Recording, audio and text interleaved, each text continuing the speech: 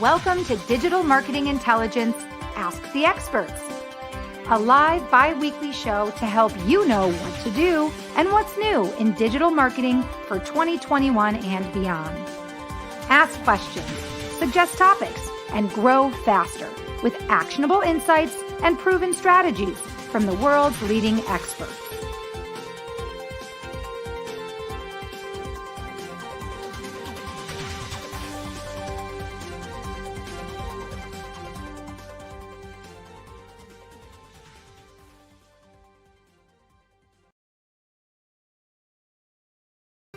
Hey everybody, welcome to Digital Marketing Intelligence for Entrepreneurs, Ask the Experts. I'm your host, Marissa Morgan, and I'm also the Business Development Manager at Ngagge. On behalf of myself and the entire team at Ngagge, I'm excited to welcome you to today's show. Today's guest is a master at CRO. Do you know what CRO is? It's okay if you don't, because right now we're in the middle of a 4-part series to learn more about how to increase your conversions by up to 200%. And as I mentioned, our guest is a master in the world of CRO. He's also the former director of marketing for the world's largest social marketing resource. And today we're going to be exploring part 3 of 4 in our 4-part series. We're going to be exploring page visitors thought sequence and then sales page content flow. So really what we're talking about are your company websites. And I'll bring our guest on in just a moment, and we'll do a quick overview if you're just joining us today for the first time.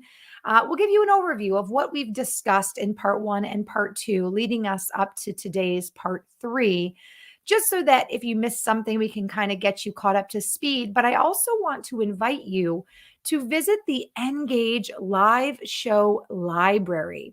You can find our live show library at ngagge.com/live show library. That's a great place to catch up on the topic of the CRO. Conversion rate optimization, and listen to part 1 and part 2 if you want to do that before listening to today's show, part 3. So check that out. That's also a place where you can see previous guests and previous shows, and you can browse by topic, by guest. You can also connect with all of our previous guests on their LinkedIn pages as well, right there live from our live show library. All right, just wanted to give that a quick mention because that, again, is where you can find all of our previous shows, including part 1 and part 2, which, again, lead us up to today's part 3, how to increase conversions by up to 200%. Okay, without further ado, today, I do want to get right to the topic at hand and welcome our guest. And then, of course, I will also share throughout the show some more about our company, Ngagge, and what we do for small to mid-sized businesses looking to grow and scale. Because a lot of what we do can help you optimize your customer experience, right? And optimizing your customer experience is a big part of how companies get ahead. And it's also a big part of what our guest today is here to help us do, optimize the customer experience by optimizing our websites and getting conversions to kind of change direction, right? And continue to grow and maybe grow by up to 200%. All right, our guest today is joining us from sunny San Diego. His name is Colin Lepiscopo. Now, if you don't know who Colin is, you need to. As I mentioned earlier, I call him the master of CRO, conversion rate optimization. He is also the director of campaign strategy for the Global Leadership Network.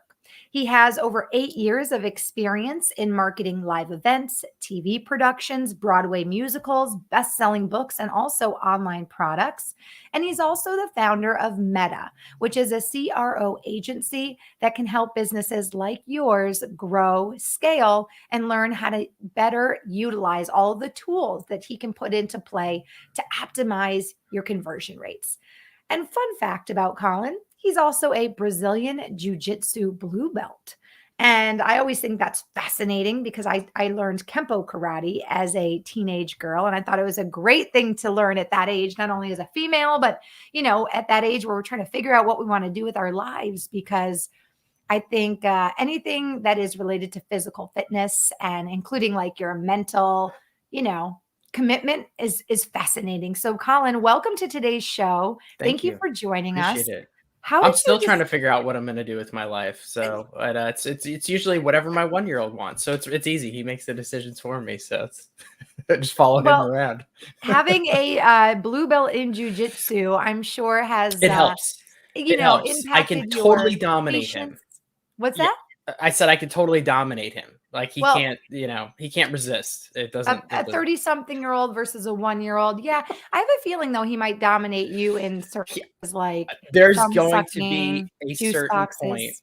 Yeah. There's going to be a certain point where the power shifts the other direction, and he's going to be kicking my butt, and I'll be very happy at that point. So yeah. Well, we're so excited to have you back for today's part 3 of our 4-part series on conversion rate optimization.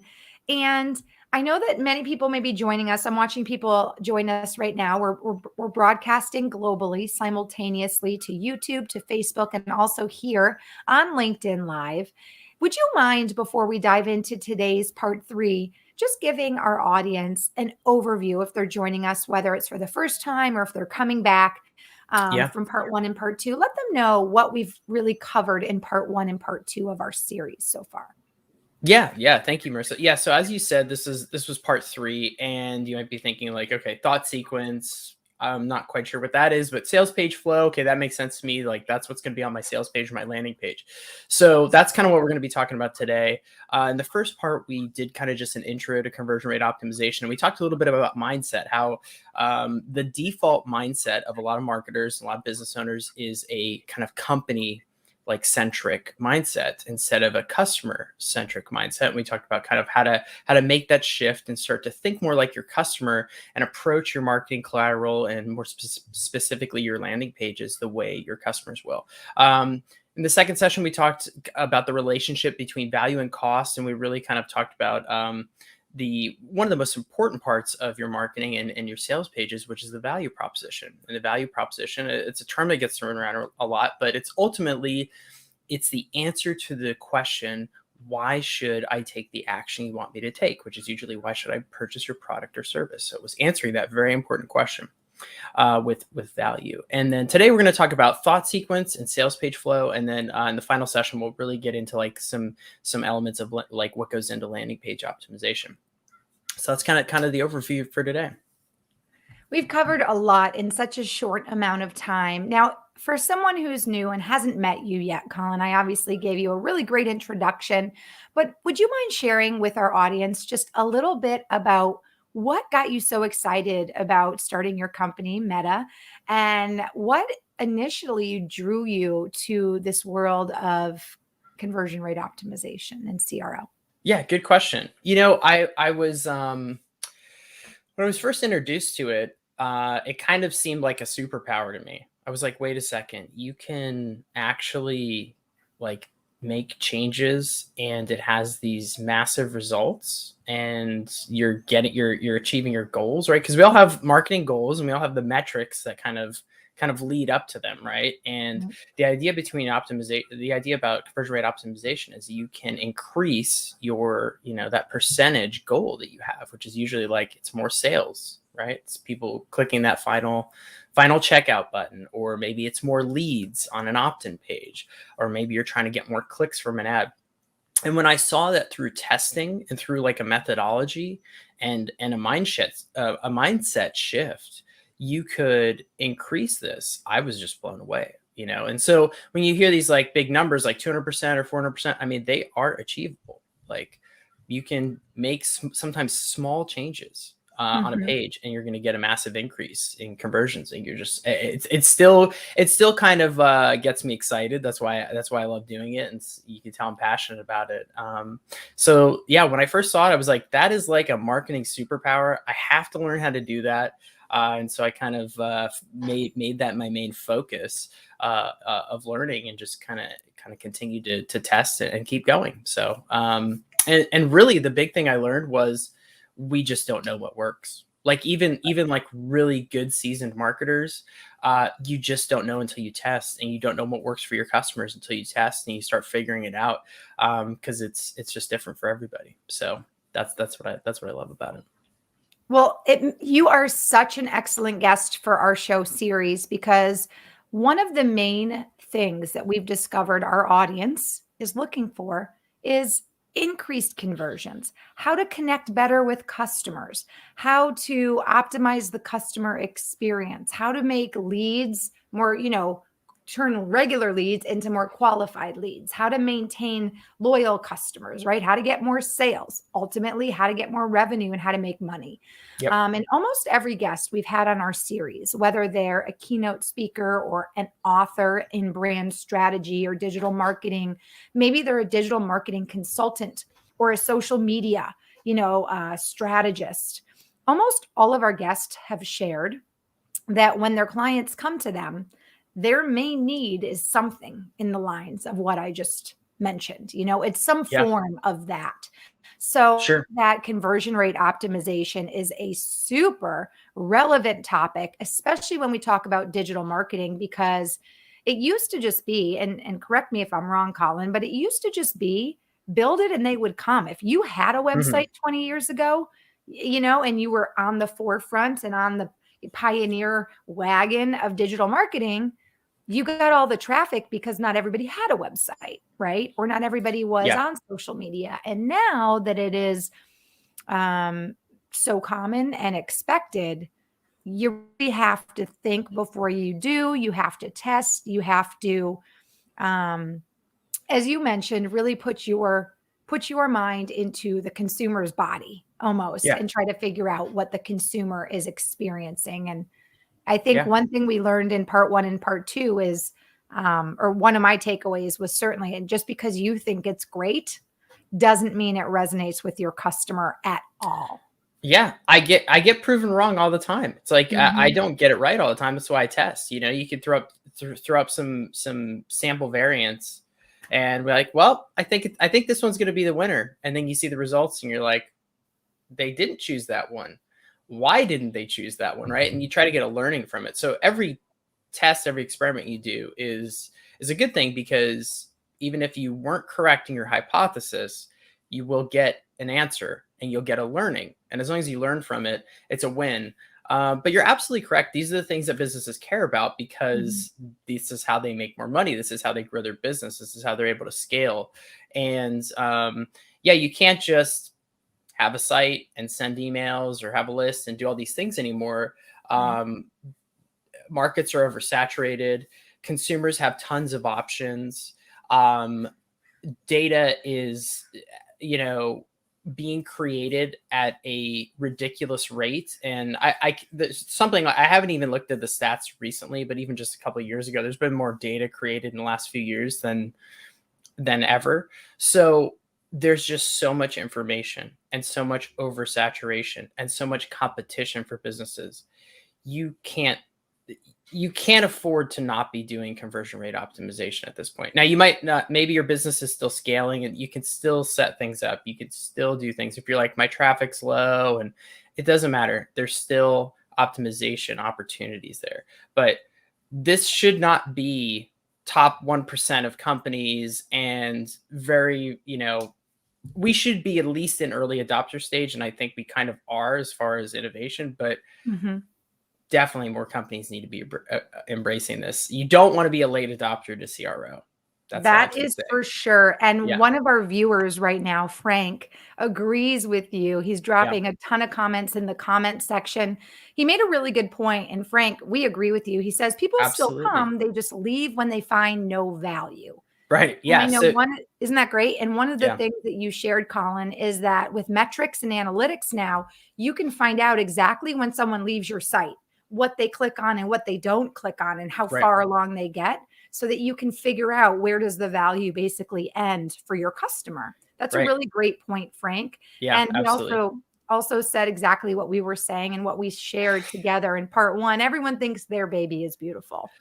And In- Colin had a fun joke Including about me. that, Yeah, Frank. it's true. Yeah, and and that's my job, is to call babies ugly all day. So, and I don't feel bad about it, because usually people are like, "Hey, I want you to tell me my baby's ugly." And I'm like, "Okay." And that's how you know you're ready for CRO, where you're like, "I'm ready for you to tear this apart." and I can kind of tell when I'm working with a client too, like how, like, cause sometimes they'll give me pushback, or sometimes they'll be like, well, we really like this thing. Or we're like, no, we think this works. And I'm like, let's test it, Right? because You don't have to take my word for it. from what Let's I've test seen, it, it right? probably won't. It probably is hurting your conversions, right? So, Mhm. that's exactly what the nature of this business is. But yeah, it's like we can't be too attached emotionally to our website To and our our marketing. websites and to And our projects. That's yeah, right. so if you're attached to growing the business and what's going to work, and letting your customer dictate that with their behavior, and then you can measure that with the metrics, and they will tell you with their dollars and their Mhm. clicks, let that influence your decisions. 100%. Before we dive into today's part 3, page visitors thought sequence and sales page flow, I want to remind those of you joining us, especially if you're just joining us, this is a live show. You may be listening to this replay from the Engage live show library, or maybe one of the guests has shared the link to this podcast or show with you. But right now we are live. So just like Frank is doing, if you have any comments or questions, we'd love for you to join our conversation. And Frank and other audience members who are listening, I want you to know that next week on Tuesday will be the part 4, our final kind of finale of our series with Colin. And we're going to attempt to go live with 2 different business websites and have Colin do a live optimization on each of those websites. Now, if you'd like to enter your company site into our contest to pick 2 company websites to optimize live next Tuesday, just drop your company name and your company website in the comment section. Even if you're listening to this show on a replay, if we see your company name and website prior to next week's show, we'll definitely add your company name and company website into the running to be one of 2 that Colin optimizes live on camera. And we'll be very nice. I realize we're just like, we're asking you to put your baby on a pedestal for us, but it's really helpful because you just get raw reaction, you get raw feedback, and it'll ultimately, like, maybe at least give you some ideas of some things you can start testing and tweaking. So I think it's a great and a very fantastic idea because it will allow our audience, whether again they're listening to this show via our podcast, Digital Marketing Intelligence for Entrepreneurs podcast, or they're watching live next week, they'll get a chance, Colin, to basically see you, talk the talk. Is that what they say? Walk the walk, talk the talk. yeah, walk We're the going to get walk. to Yeah, see. we'll actually Yeah. go through it. Yeah, you'll get to see some optimization, and I think it'll definitely be helpful. By the way, Frank says, "Ooh, ouch, I'm just not sure I'm ready for that." Well, Frank, we're challenging you. Drop your business name and your website in the comments section. Remember, your baby may not be perfect. Doesn't mean it's ugly, but it could just use a little makeup, a little lipstick, a little mascara. All right, let's go ahead and dive into today's part 3 of 4, how to increase your conversions by up to 200%. Today, we're talking about page visitors, thought sequence, and sales page flow. Now, Yes. Colin's going to take us through 4 very easy to manage talking points. Okay. Our first one, we're going to talk about prospect thought sequence. Excuse me. I was going to say prospect through sequence, but no, prospect thought sequence. Then he's going to teach us some of the mini steps that are leading up to a conversion. Then we're going to talk about sales page flow. And then, of course, he's going to give us our actionable takeaway, or basically the lesson that we can go and put into play after today's show on your own page. So, starting out our talk, let's talk about this prospect thought sequence. What do Yes. those 3 words even mean when put together? Because I'm not sure what that means. Okay, yeah. Okay, so we'll break that down. So, essentially what we're talking about, like when we talk about your prospect, this is anybody who's we're just going to, for the sake of today, we're just going to talk about sales pages, and specifically because we're talking about a sales page flow. But anybody who interacts with any of your marketing who isn't already a customer, and maybe you're looking for repeat purchases, we're just going to call them a prospect. Okay, just for that, that's anybody who's potentially interested in making a conversion. That's who a prospect is. So when we talk about their thought sequence, essentially what we're talking about is, what are they thinking when they get to your page? Like, what are the thoughts that are in their head? And there's also some subconscious things going on there as well. We won't go too deep into like neuromarketing, but there are some subconscious decisions that they're making, and there's subconscious influences on your website as well, which are very important. So we'll talk a little bit about what some of those are. But essentially, when we're optimizing a page, we're not really optimizing a page, we're more optimizing the thought sequence of the prospect that's hitting the page, Hmm. if that makes sense. Mhm. Because when you read a sales page, you kind of read it in your head, right? You can like hear the words, and you're thinking responses as you're reading it. And you might think very fast, so you're not even like conscious of like your actual thought as you're reading a page, but you're reading something and you have a conclusion that you're drawing from it. Mhm. So, which and your conclusion might be, like as Frank says, I'm not getting any value from this. Like, why did I just read that paragraph? Like, and we talked a little Right. bit about the cost of reading a paragraph. It takes your time, takes you mental Mhm. energy. So they Mhm. might read that and go, okay, I didn't get the answer to the question I had. We'll talk about kind of some of those questions they have. Or hey, I didn't get enough value, but they draw a conclusion and then they make it, and then they make a decision. The decision might be, I'm going to leave. So that's kind of what we're talking about when we talk about prospect thought sequence. So does that make sense? Anything to add to that, Marissa, or should I just kind of dive through? No, that makes sense, and thank Okay. you for that explanation. One thing that came to mind as you were explaining, it's really almost, the first thing that you made me think of is almost that first impression rose, right? It's like when Yeah. someone Yeah. comes to your website, obviously they're gonna have a first impression, and I think first impressions, of course, matter. So I think that's one of the reasons why people get so stuck in their websites thinking that they're so great, is because as a business owner, whether you're an entrepreneur or a startup or a company that's well established, when you go to your own page, you get an impression, you get a feeling. And if it's a good one, then kind of the buck stops there. You're like, I'm good.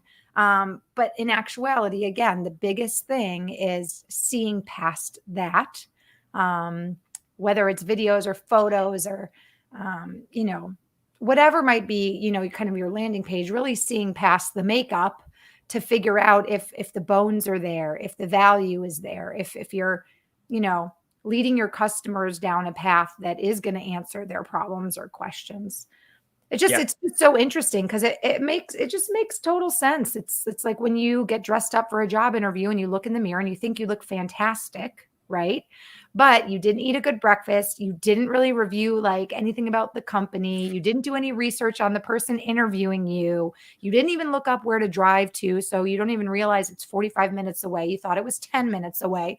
It's all about preparing for that moment when you walk in the room and you have that chance. Because really, your website is the moment to really knock the socks off a potential lead or a prospect or a Right. customer. Yeah. So if they don't have a good experience and they leave, I don't think they're going to come back.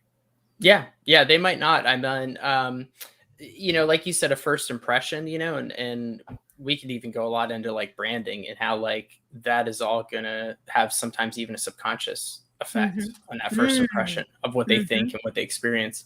And we'll talk a little bit about that. So if we dive into the prospect thought sequence a little bit, because I want to kind of walk through it, and I think as we go through it, it'll help you understand a little bit more. Um, the first thing is they're coming from somewhere.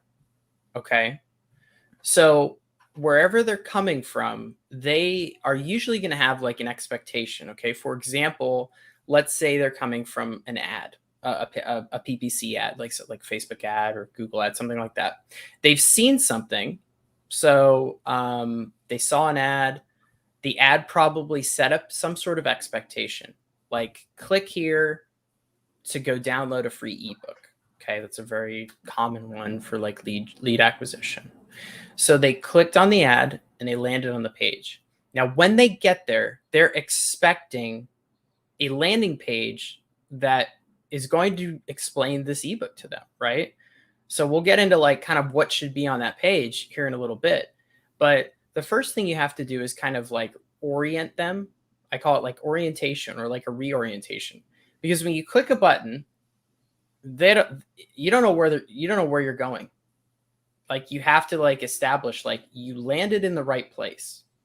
So that's the first thing. It's like where they're going to ask, where am I? Did I Mhm. get to the page with the ebook? Mhm. Because if you would be surprised how many times you land on a page and you're like, I am not sure. Like they just sent me to the homepage.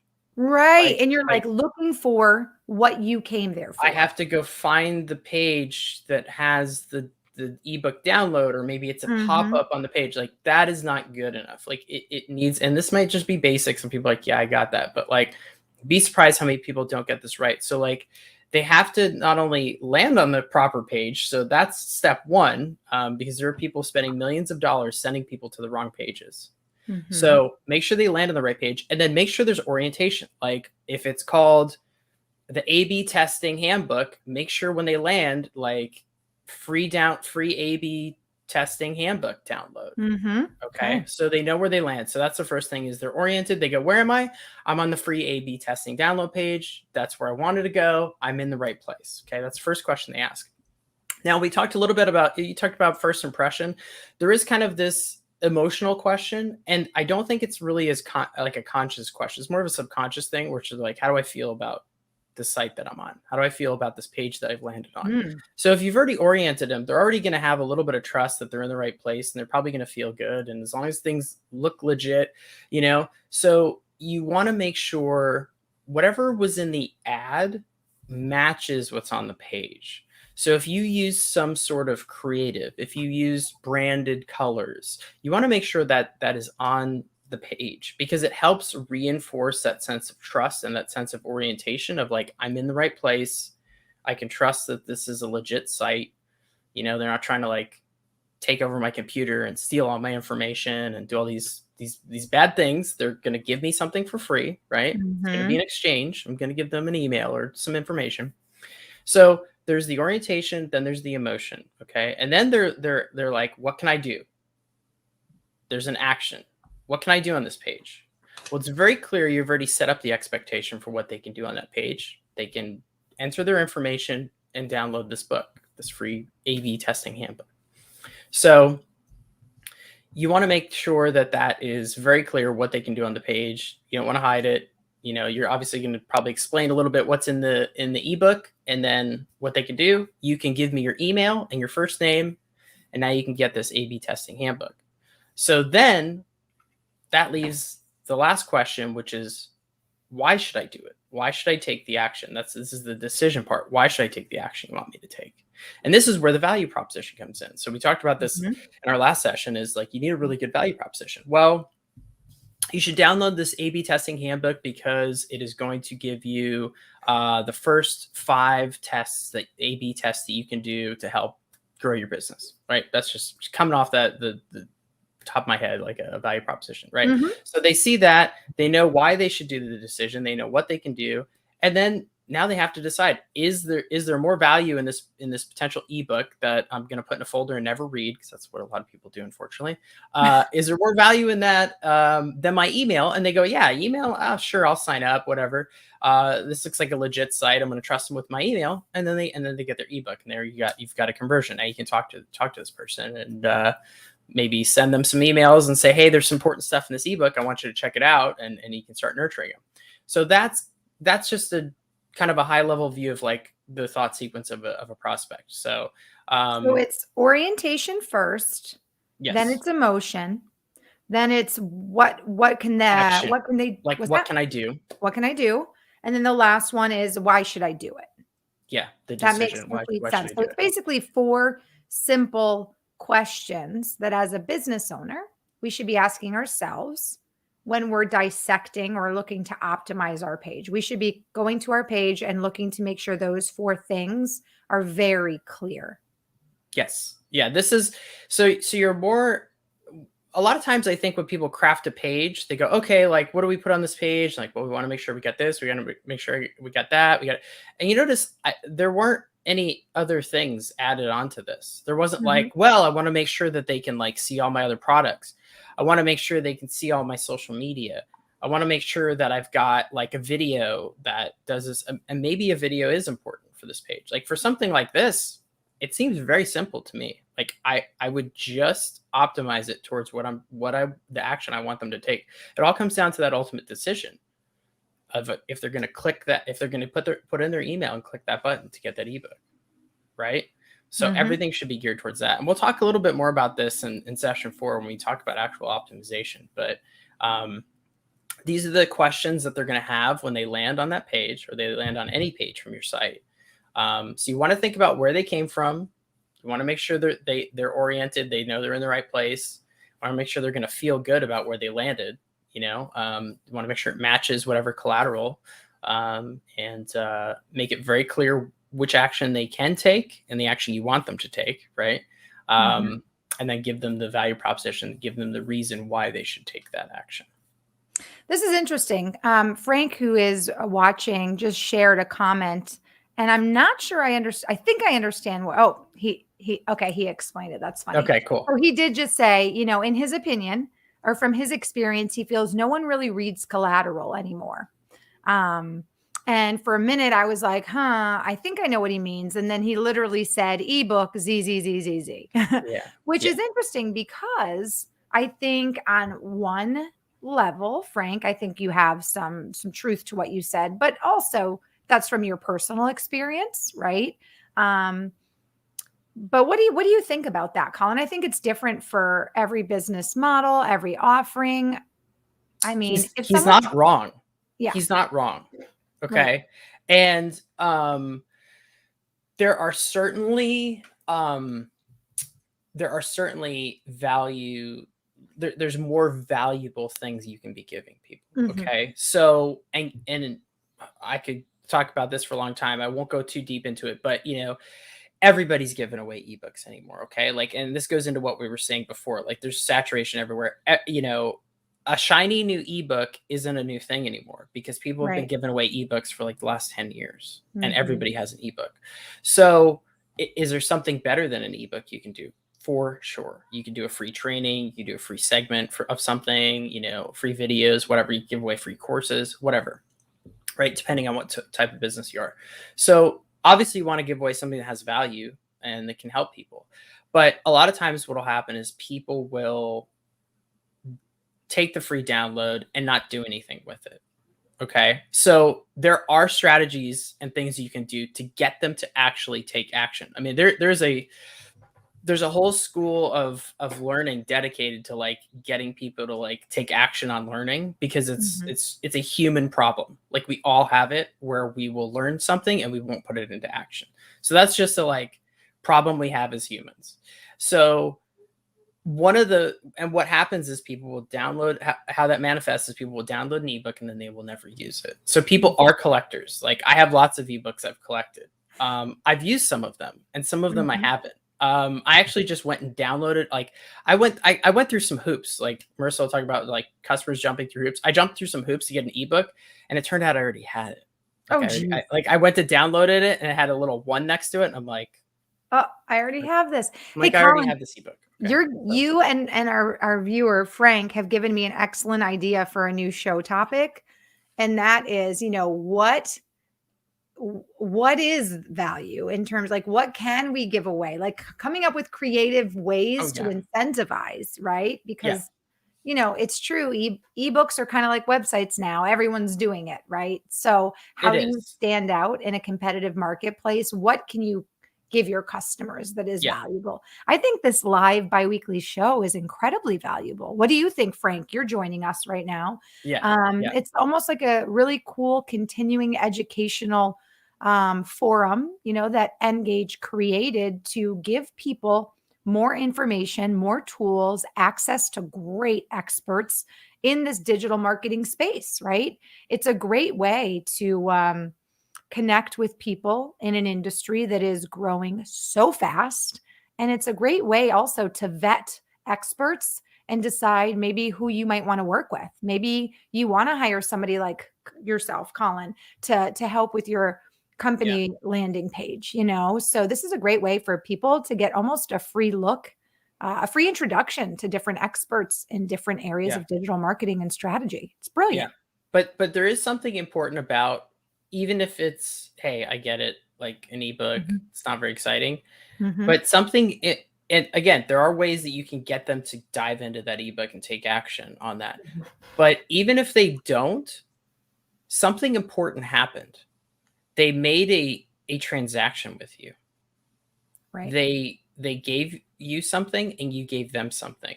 And even if they don't use it, they think they've got value from you and they made a transaction with you. So two important things happened. One, you had a transaction with them and they found it valuable even if they never read it. They still thought it was valuable enough to give you their email. And two, you can now talk to them. You can they're on your list and you can start communicating with them and nurturing them. So even if it might feel like they're everywhere, it's still important and it can still be helpful. So Awesome. Awesome. All great thoughts. I agree wholeheartedly. Let's talk about our next topic of a mini topic, I guess, is this idea of mini steps leading to a conversion. yeah. So So there's this Mhm. go ahead. Go ahead. No, I was going to say, I'm guessing you're going to explain that there are lots of small hoops or steps that are going Yeah. to, Yeah. take somebody on the journey on your landing page, on your website from initial, what do we call it? This initial orientation and Yes. impression and emotion through to obviously the conversion. What are those steps, Colin? Yeah. So, well, the steps are really everything that's in place. So, when we think about mini steps and like kind of like I think we talked about this in our last session. There's like many steps that lead up to a conversion, right? So if we look at like let's say I'm scrolling in my Facebook feed and I see your ad, and the mini steps have already started, because the first decision I make is, do I stop my, depending on if you use your thumb or your finger, do I stop swiping, or Mm-hmm. do I keep swiping? That's the first. So something catches their eye. Usually, they look at the image first, then they look at the headline, then they read the copy. That's kind of the flow for like an ad, or content in a Facebook feed. So they see, and then they go down to the button after that. So they see the image, they look at the headline, and then they look at the body copy, and then they look at the button and then the copy next to the button. So is the image like compelling enough to get them to stop? Let's say they stopped and looked. They're going to read the headline. If the headline is not appealing to them, and they don't have enough interest and there's not enough there to continue on to the copy, they're going to probably swipe past it. So there's already like a few mini steps that have already occurred before they even get to your website. And then as they go through the body copy, that's another step that they have to take. Do I read this copy? Like, do I keep reading this ad? Like, am I interested? Like, these are the types of questions they're asking themselves, right? And so if there's enough in there to like, yep, it's relevant to me. I'm interested in this AB. We'll use I'm interested in this AB testing handbook. It's going to tell me these things. It's free. I'm gonna click and go here and download. They've already like taken some mini steps, and now they've taken an action. They've hit a button. So then when they actually get to your page, it's the same thing. They're reading the headline. If it orients them and they say, "Yep, I'm in the right place," they're probably going to continue on and read the subheading. So they've already said yes to a lot of things, right? Then they've got to say yes to like reading the subheading, reading the paragraph, the list of bullets, looking at an image of maybe the ebook. And now they're reading down. They see, yes, I'm going to enter my information and click the button. So that was, I don't know, something like a dozen or so yeses, little mini yeses that have to occur for them to ultimately say the yes if I want to click that button, that big macro yes. So now if at any one of those points and those little mini steps, they say Mm-hmm. no, they go, I'm not going to read the rest of this ad, then it's over. The conversion has failed and you get it's a no. So it just helps to understand like how important and how much you can optimize, how important your page is and how much you can optimize. Because if any one of those things is off or like doesn't fit with this thought sequence that they have, if it's out of place, if it's in the wrong order, if they have to search for the question like, well, what can I do here? I'm it's not clear to me, they're going to leave, because the cost starts to add up. Like, well, now I'm spending time looking, and you might have like thought about things like this. Like, I remember when I first was explaining conversion rate optimization to a business owner, and he's like, "Oh, I get it." He's like, I was trying to make a donation on this website. It was like a nonprofit, and he's like, I couldn't figure out how to do it. He's like, I was trying to give them my money. It's like a cause I believe in. He's like, it was buried on their page. He's like, I spent about 20 minutes, and he's like, I eventually gave up because I just couldn't find it. So it's just a good example of like, hey, it might not be that bad for you, right? It might be very clear, but just start to think about like all of these steps. So make sure that it's falling in line, and it's answering these questions in the thought sequence. And if it isn't, I would consider it for elimination. I just got a question emailed to me, Colin, from Frederick. So thanks for joining us today, Frederick. And his question, I think, is definitely one we should just take a minute and talk about because it's so relevant to everything we see going on now with the use of cell phones, right, to access web pages. And I'll kind of paraphrase Sure. his question, Like but SMS. basically Yeah. he's asking, how has mobile visibility and the use of websites on different mobile devices impacted your work with different clients? Because he's saying in his experience, he's been to so many websites that look great on the computer, right? But then on a mobile device, they're not as easy to maneuver. And he's asking, is that something that you see a lot of clients struggling with? Yeah, great question. Great question. So, one, there's definitely like I would say you want to optimize for mobile first, always. And Oh, so that the your tip is optimized for mobile first before absolutely. I desktop. mean, if your site like we're past the days where your site can't be optimized for mobile, like way past those days, because you're gonna get dinged by Google at this point if your whole site isn't optimized for mobile. So that's like a just across the board, it has to have some sort of mobile optimization, right? And be like at least ideally responsive. So you can do versions and things like that. There's different ways to handle that problem, but that's something that has to happen. Now, the question now comes, should we tailor our site towards desktop traffic or mobile traffic? Which is more important to my business? Are they both important Mm. to my business? So because there can be limitations, right? There are things you can do on desktop that are going to work well that aren't going to work well on the mobile version, right? That's where you're going to run into problems. Well, like, hey, well, this video, I really want this video on my site. It doesn't load properly. It's slowing down the mobile version. Like you're running into all these problems. So that's when you have to dive into your analytics and kind of see where your traffic's coming from, see where your conversions are coming from, and really think about which one you want to focus on. Because if it's mobile, then you can start optimizing there. And your mobile traffic and your desktop traffic are different. Okay. They are going to consume the data differently. They're going to make the decisions differently. They might even be different customer personas in some cases. So they're going to behave differently. So it's important to identify which one's more important for your business and which one you should be kind of tailoring and optimizing your site for. But like not having a mobile optimized version of your site is like out of the question at this point. Like you have to have a mobile version for sure.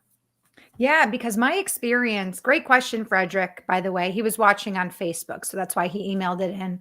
Um, this is really good and it totally like aligns with the example you gave of somebody trying to donate through charity. It's like you can be on a site and try so hard to find what you're looking for. And then it's a U2 song, right? I still haven't found what Yeah. I'm looking for. Yeah. It's like, and then you just get frustrated. So I think that Yes. that question just was like perfect timing. So Yeah. thank you for that Absolutely. explanation. That's interesting. So mobile first, but also again, know where your audience Well, is. like, yeah, like that's it's like if you have I don't even think it's is it even possible to not have like it shouldn't Well, even be a possibility to not have a mobile version of your site, right? Like where and it's and Frank and who's watching says, "Yes, optimize for mobile. Over yep, half your traffic is probably that's mobile." right. Colin, you're right, Yeah. 100% Yeah. optimize. Yep. Yep. Great question and great conversation. I love this. I'm learning so much. Um, Okay, was there anything else you wanted to share with us in terms of those steps? I know you said it's, several little, and you may not think of them as steps, but several little, you're right, yeses that Yes. um, have to be checked mentally, and then sometimes checked physically. Your thumb has to scroll down, or you have to click. Yep. So All it's those interesting to, all again, those things. you need to put yourself in the customer's shoes and walk through those steps open minded, or have Yeah, somebody I do it think for you, or do the testing. yeah, I think it just kind of helps marketers and business owners realize like how important every element in their marketing is, like not only on the Mhm. ads or the emails leading up to the landing pages, then the landing pages, because if they just decide that they're done and they're not going to read that next list of bullet points or that next paragraph because there wasn't enough before, then Right. they're gone. So Right. yeah, By the way, Frank's asking for more singing. Frank, thank you so much for the inspiration and the encouragement. But I that's normally all, don't Marissa. sing during our weekly shows. So this was a fun first time for me. I hope Maybe you we all can do a enjoyed it. karaoke or something. Yeah, I don't know. engage digital marketing karaoke. We could sing. That'd be We fun. can sing all songs that have the word like technology or have something to do with digital, the world, like video killed the radio Oh, there you star. go. Yeah, I like it. Yeah, singing is not my forte. I'll stick with Okay. hosting. Okay. Yeah, I'm gonna stick with CRO for now. Okay. Frank, if you want to join us for a show Take it sometime, offline. we'd love Yeah. to give you the singing parts. By the way, Frank did share his website and Awesome. company with us. So, Frank, Good. you are in the running to be one of two businesses that Colin will be optimizing live next week. By Awesome, the man. way, if you're just joining us, Stoked for welcome that. to Digital Marketing Intelligence for Entrepreneurs. I'm your host, Marissa Morgan. Our guest today is Colin Lepiscopo, joining us from San Diego. He is, I call him the CRO master, the uh, conversion rate optimization master. He owns a company called Meta, and we'll share his website. It's metathesite.com if you want to learn more about what he does and what he can do for your business. Today, we've got him live, captive, sharing with us really so much about how to optimize your website. And today, we're talking about page visitor thought sequence and sales page flow. And this actually brings us right to our next mini topic, Yes. sales page flow. So, Yes. Colin, what would you like to share with us in regards to sales page flow on a website? So we kind of talked a little bit about this, but this is the relationship between what's on your page matching the thought sequence of the prospect, right? So we talked about the Mhm. thought sequence and the questions that they're going to ask. So now, okay, that sounds great. What the heck do I put on my page, right? That's what people want to know. Like, so um, here's kind of just like a general flow of what can be on your page, right? We're going to stick with the example of the A/B testing handbook or something like that, right? So, first off, you want to focus on, as Marissa said, that first impression. So, the first impression is what they're going to see like above the fold, right? Which is they land there before they start scrolling. What do they see? Okay. So focus on that first because this is going to be where 90% of the traffic is, and you'll see if you use heat maps or things and scroll maps on your page, you'll see where people drop off. You're probably only going to get like something like 70% are going to get to a certain point like that above the fold, right? There's gonna be like 90% there at the top, and it's gonna be like 70, 80%, and then it's gonna start to tick down, at a certain rate. So focus on that above the fold. What do they need to see? Remember, you want to orient them. You want them to feel good about where they landed. So it's got to look the similar to where they came from. So if it's coming from, an email, you want it to be the same company. Make sure your branding is on there. Make sure the company colors like similar to what's in the ad. If you used, an image of something in the ad, maybe have that image on your site so it matches and they know they're in the right place, right? Any of those things Mhm. can reinforce the orientation. And you want to make Mhm. sure the title is very clear. This is where you get your free A/B testing handbook ebook, your download. Mhm. So make sure that's clear. And depending on what it is, you can put a call to action there. Okay. Um, Again, there's a lot of things to determine of whether, and you can test this, but there's a lot of things to determine whether you want to do that or not, which is how motivated is the traffic? Is this the first time they're seeing it? Like if it's cold traffic, I probably wouldn't put a CTA there at the top. Okay. Mm. Because they're not there in the thought sequence yet. Okay. There might be people who are like, I want that ebook. I'm going. I've heard that, I've heard this guy before. Like, let's say I send you somewhere, you're like, oh yeah, I like this guy. I want this ebook. And I'm like, hey, go check out this ebook. I would say you're motivated traffic. You've already been warmed up. You might want that CTA right at the top. You're like, yep, I'm ready for it. Putting in my name, putting in my information, done. I don't even need to scroll down the page. Okay. But if it's like a cold list or a cold audience, they're not ready to make that decision yet. So you don't want to have a CTA yet. So in that above the fold, just have them oriented. And then the next thing you want is the value proposition. Okay. Like you want to give them the reason why, and you want that to be very clear so they know, oh yes, this is what I want. I can't get it anywhere else. I'm going to keep reading. Okay. So, then they're going to go down and you want to focus on the problems. Hey, you have a lot of, you're getting traffic to your site, but it's not converting. Mhm. Something's wrong on your website, but you're not quite sure what it is. There's, a couple other core problems that they're having, right? Focus on the problems and then focus on how it's going to solve it. So we've got focusing on the above the fold, we've got the value proposition, and now we're going to the core problems that the prospect's facing. So then the next part of the core problems is, how do you solve the problem? How does your product or service solve the problem? Well, we help convert more traffic by figuring out through A/B testing what leads to more conversions, things like that, right? Then you help them visualize the outcome. So you're going to have a website that's converting more traffic. You're able to grow your business. You're able to do more tests and learn more about your customer, which is ultimately going to help you sell more of your product or service, right? You help them visualize that ultimate outcome of whatever your product or service is delivering on, which is like it's growing your business. You're able to scale your business more. And that's after this. Now you're ready for the CTA. You want to tell them what that next step is with the CTA. So putting your email and you'll get your free ebook, right? That would be what I would put on the button. Get my free ebook. Something like Right. that would be a good Right. CTA button. But a lot of times people don't have good CTA buttons. So we'll get more into this with the optimization portion. But the worst thing you want to have is like a submit button. I still see submit buttons, and Ooh, you that does know, not that turns me off yeah, some because people like to submit. mm, If that's your submitting thing, is always, you know what submitting sounds like to me mentally, emotionally? Submitting sounds like there needs to be a judgment or an acceptance on the right? other side of that button.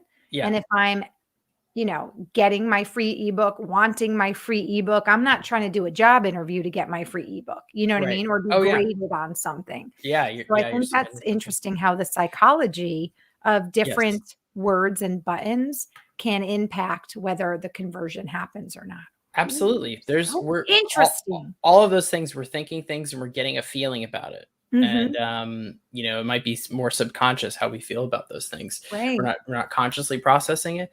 But yeah, submit to me is like that's what we do in jujitsu, right? Like you catch somebody in an arm lock and they gotta like tap you, like you submitted them, you're right. So that's what Ooh. like submission is for us. Ooh. So after the CTA, that's when you want like some social proofs, some testimonials, Ooh. maybe like, other people have said, I got this book and this happened. And so that's when you want to kind of reinforce, they go, okay, this is legit. If you think about how things work, that's when people will read reviews or something. Think about like how Amazon works. Like the reviews are at the bottom. You go down and you're like, okay, I'm about ready to Mhm. buy this. Let me see what happened Mhm. to those other 1,000 people who bought this. Like, what did they rate it and what did they say? Right. So Mhm. that's kind of your flow there. Hey, So Colin, you just made me think of something. Conditioning is something we need to think about too, because you bringing up the Amazon testimonials made me think as a customer. Now, when I go to, let's say, buy something on Amazon, we'll use that as the example, and I'm looking at my product at the top.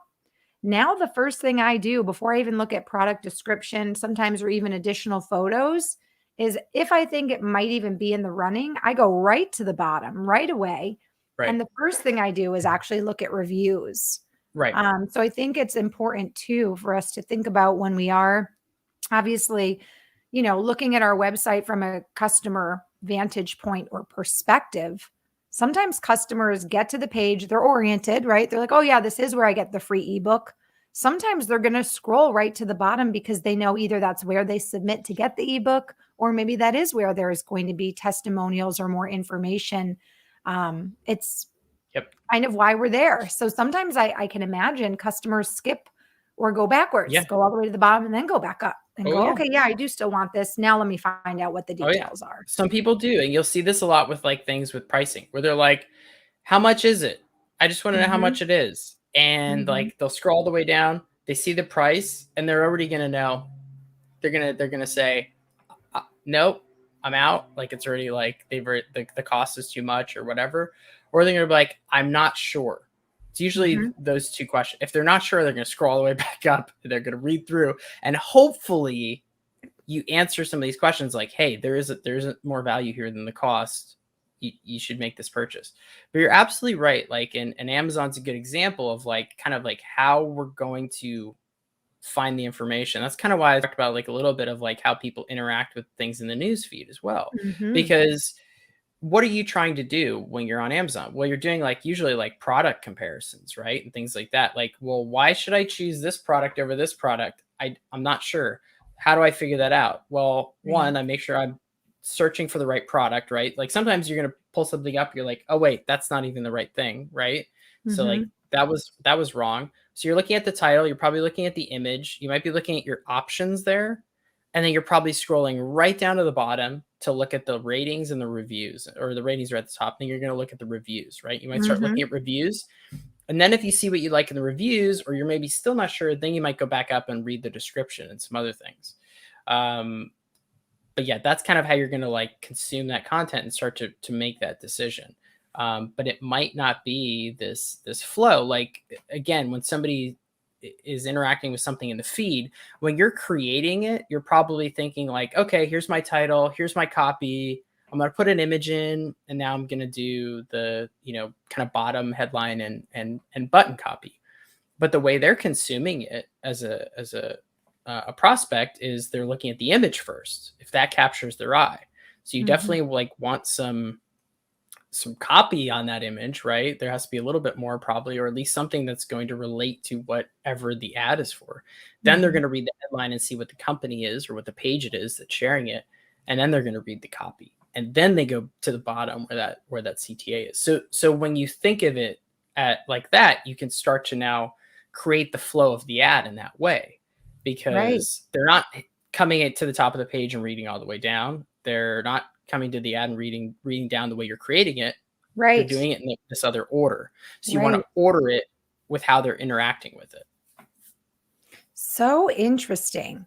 It's amazing how you really, I think, and this really is such a great takeaway. And it stems back to even part one and part two, Colin. But again, looking at something as a consumer yourself, right? Being consumer minded versus Absolutely. business minded, because the minute you start mentioning all this, it's like, oh, yeah, that's what I do. That's what I Yeah, do when I'm shopping personally. That's what absolutely. I do when I'm doing my research or making my choices. Yeah. Again, as a business, we think, okay, well, as long as I have A, B, and C and it's in this order, do, do, do, do, do. But no, no, no, no, no. It's just so basic. But look at everything you're doing from the consumer perspective.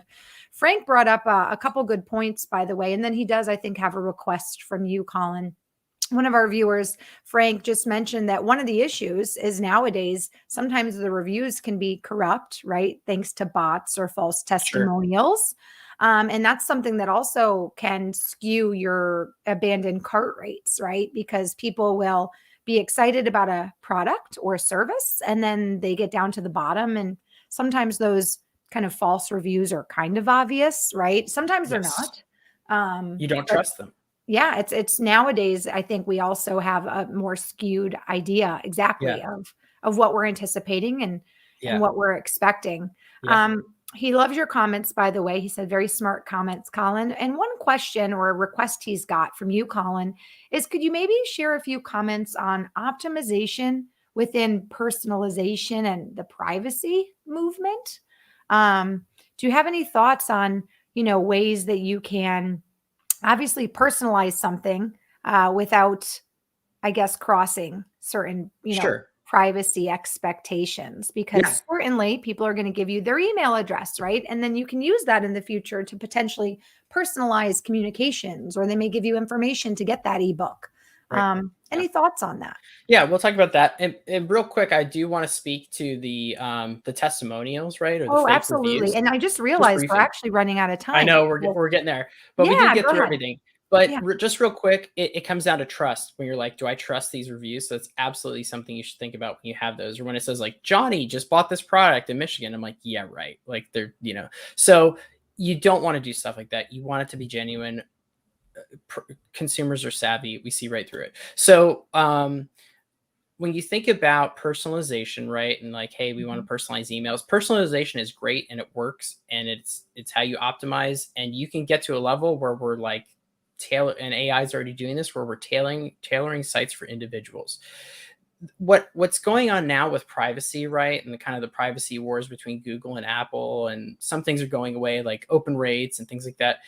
It really comes down to the relationship with your customers. So, a Mhm. good way to personalize is to have them log into your site, but they've already like made that decision to do that. And so, if they've made that decision, it's okay to personalize. Like they've said, "Hey, I want to log into your site," and you can explain to them what that means. Like, "Hey, by like agreeing to log into the site, we're going to help personalize the experience for you, which is going to do what? It's going to make it you're gonna get to choose your theme or whatever. You're gonna see the products that you're interested in. We're gonna give you the information of things that you're interested in. So overall, it's gonna give them a better experience usually when you personalize.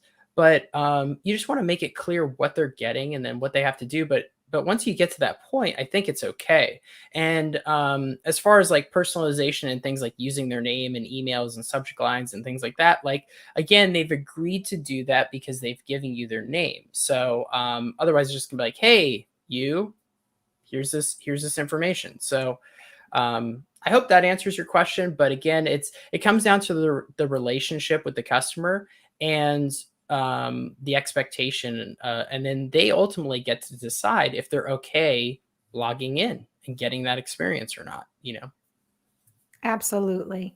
Well, listen, Colin, this has been another great show in our four-part series. Let's just speak quickly to our action step, our takeaway for today's show. Each show, you've been sharing something that our viewers can actually go and do, whether it's obviously themselves on their website with help from their tech team, or maybe obviously employing help from an agency like yours. But let's talk about the action step today, which is identifying if any of these elements, right, are missing from your landing page. Absolutely. Yeah. So start thinking through that thought sequence, right? And Mhm, then kind of like your sales page flow. So mhm. like what's there above the fold? Is your value proposition clear on the page? Are you addressing the core problems, how your product or service solves those problems? Do you have like some visualization there of like how they can visualize the outcome that they're going to get from using that product or service? And Mhm. then make sure you have a clear call to action. And then again, any social proofs or testimonials. So start to look at your landing pages, see if you can identify any missing elements.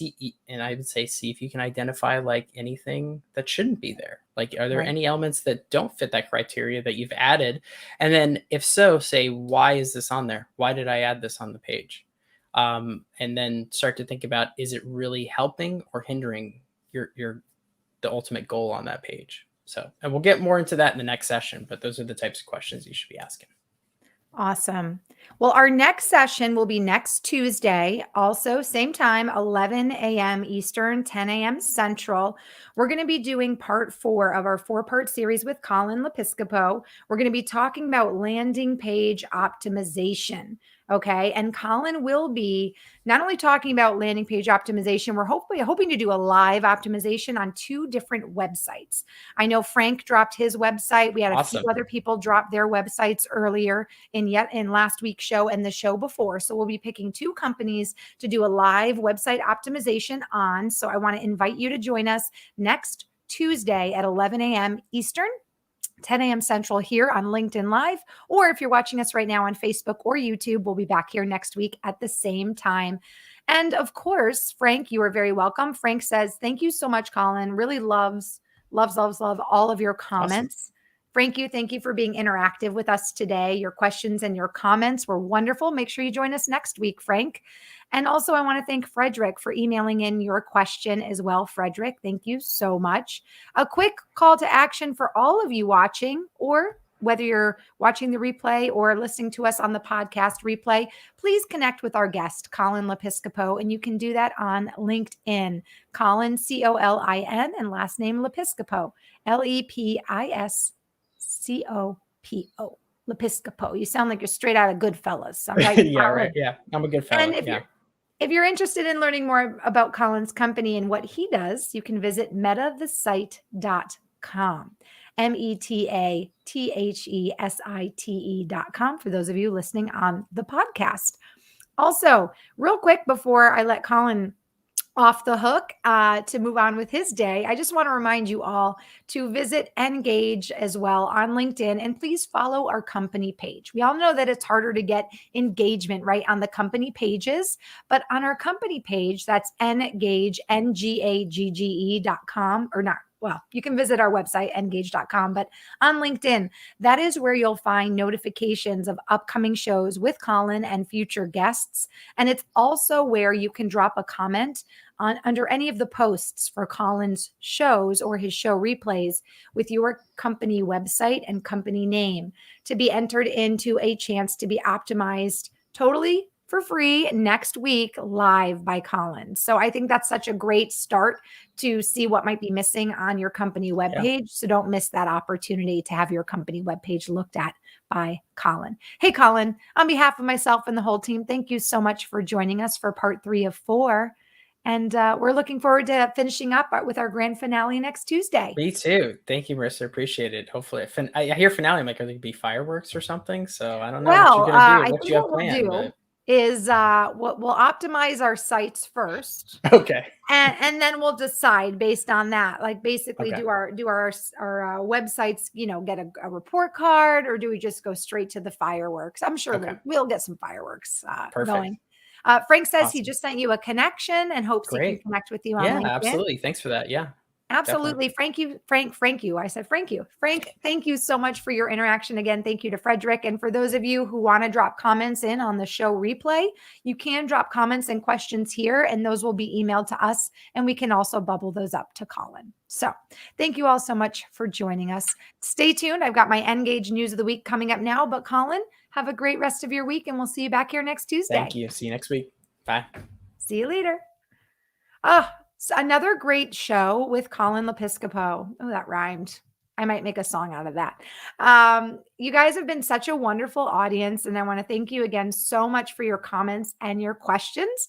But before I let you go, it is time for our Ngagge Digital Marketing News of the Week. If you're new to the show, Frank, you may be new. Every single week, I share a piece of news, a trend, a tip, something in the world of digital marketing that's brand new so that you can be up to date on all things digital marketing thanks to your digital marketing experts at Ngagge. So this week's Ngagge Digital Marketing News of the Week has to do with TikTok. On September 28th, TikTok held its first ever TikTok World Business Showcase event, where it shared a range of new tools and options designed to help brands make the most of its platform, while also painting a clearer picture as to how TikTok will monetize its now billion-plus audience and help creators earn money for their efforts. TikTok clearly states that e-commerce will be their main focus and shared a lot of new tools and solutions for brands, among which are new product links and video clips, new collection ads to include product cards, dynamic showcase ads, customized instant pages, new stickers to illustrate products in clips, gesture ads to reward users who engage, and story selection ads to prompt more interaction in clips. For more information on these massive updates, I want to invite you to check out the website www.socialmediatoday.com for more information on that really cool news of the week. I'm telling you, e-commerce is everything right now. So make sure that you do everything you can to optimize your websites, especially if they're in e-commerce. And consider hiring somebody like Colin Lepiscopo at Meta Conversions to help you get the most out of your websites, right? It's all about testing, and it's all about doing the research now so that you don't waste time and money and lost conversions in the future. All right, one more quick mention, and that, of course, is Ngage.com. Make sure you check out our brand, Ngage.com, for all of the free forever tools that you can use to optimize your customer experience, grow, and scale your business. And if you're interested in hosting or having somebody like ourselves host a live show for you, whether it's a live stream or a podcast, also check out engagelive.com for more information on our Engage Live DIY or do it for you live hosting and podcast programs. Okay, you guys, on behalf of myself and the entire team at Engage, I want to thank you again so much for joining us. Remind you to join us next Tuesday for the part 4 of Colin's 4-part series. But our next show will actually be this Friday, October 8th at 12 p.m. Eastern with our guest expert, Bruce Turkle. Bruce is an award-winning author, keynote speaker, and he's also one of the world's leading brand strategists. And he's going to share with us what it takes to make your product or service a winner. So join us this Friday, 12 p.m. Eastern, and then join us back here next Tuesday for part 4 of 4 with Colin Lepiscopo and learning all about conversion rate optimization and how to optimize your webpage. Thank you guys so much. Look forward to seeing you this Friday and again next Tuesday for our finale. And I promise there'll be fireworks. Have a great week, everybody.